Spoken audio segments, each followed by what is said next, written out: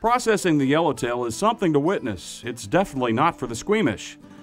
The fish are first placed in holding tanks, or as they call them, floating fish cages. From there, the yellowtail are captured with nets and removed without causing any damage.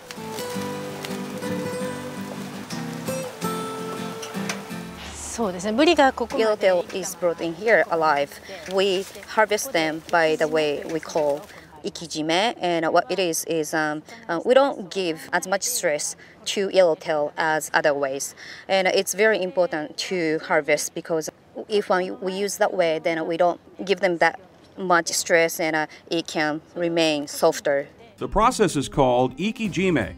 Ike meaning alive, jime meaning harvesting. Muramatsu says it's the fastest, least stressful way to harvest the fish, and it's important to keep the product as pristine as possible. First, ikijime is one of the most important processes. What we do is we stab a knife into yellowtail or fish, and they are harvested in the moment, instantly. Then blood comes out instantly so that you can actually keep the meat very fresh. The other very important process is shinken nuki, meaning taking out nerves. With this process, you don't make fish that stiff.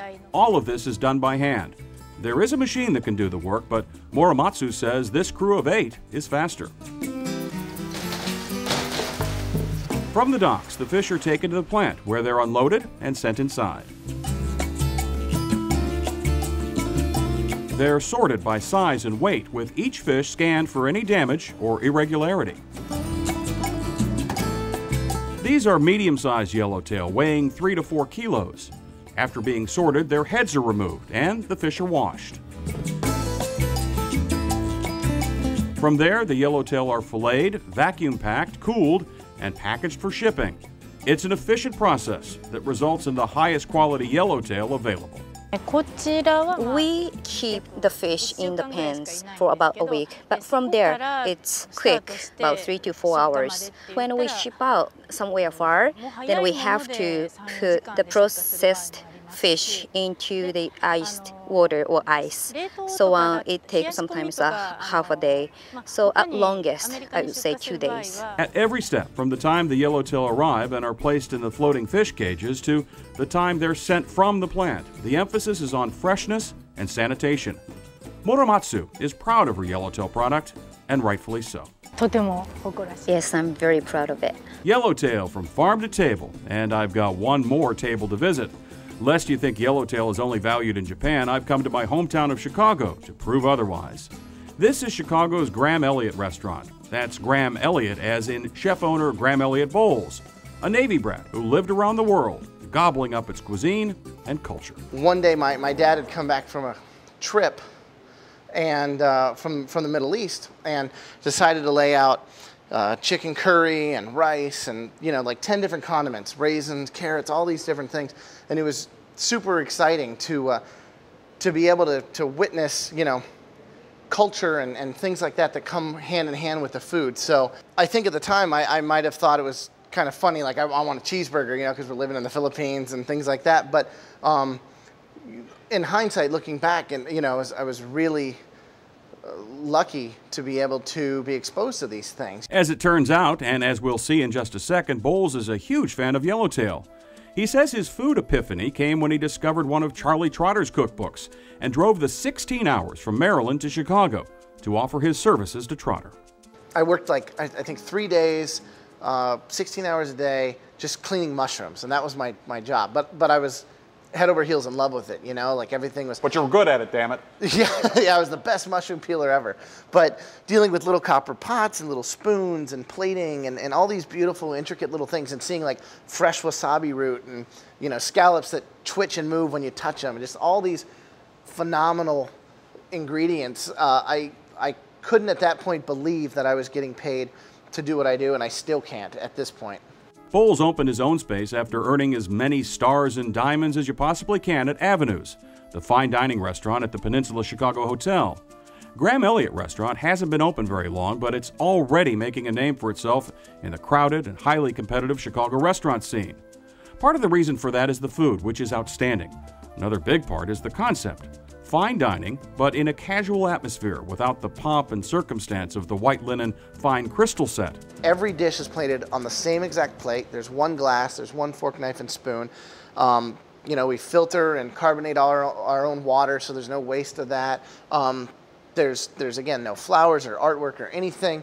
It's really just kind of a cool aesthetic of, we want delicious food, but in a fun, lively atmosphere. And we kind of called that bistronomic, which is, the marriage of haute gastronomic kind of cuisine and a bistro-like atmosphere. So when you come in here, it's a full dining room. It's super loud. There's no dress code. There's no pretension going on, and it's a very warm, lively feeling. Prices are reasonable. Service is friendly and professional.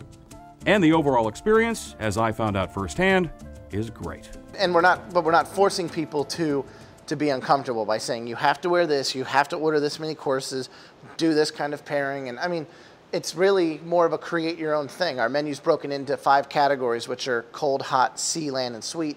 And there's 4 dishes in each one. And it's like, if you just want a couple apps, if you want an app and an entree and a dessert, or you want to pick a little bit out of every category and do your own tasting, then that's great. So would you say that you're making fine dining more accessible? I think that in a nutshell is really what we're going after. As for the cuisine, it's American, but with influences from around the world. You could also do scallops or lobster, so I think it's really interchangeable. So it's a very versatile piece of protein. In this case, the influence is farm-raised yellowtail. I'm seeing yellowtail in more and more restaurants across the U.S., and the farm-raised versions are outstanding and extremely flexible. It's firm, but it's still creamy. It's got all these great little qualities to it.